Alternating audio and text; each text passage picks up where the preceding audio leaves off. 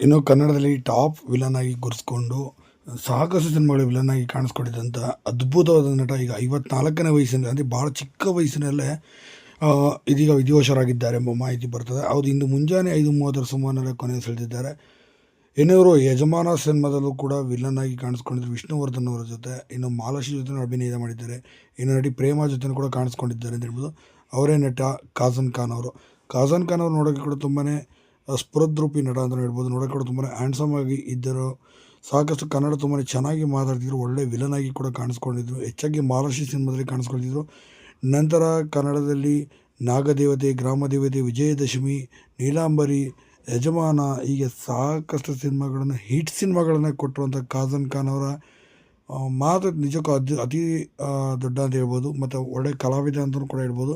ವಿಷ್ಣುವರ್ಧನ್ ಅವರ ಮೆಚ್ಚಿದ ಅಭಿನಯ ಸ್ಫೂರ್ತಿ ಅಂತಲೂ ಕೂಡ ಹೇಳ್ಬೋದು. ಇಂಥ ನಟ ಹೃದಯಘಾತದಿಂದ ಕೊನೆಯ ಸೆಳೆದಿದ್ದ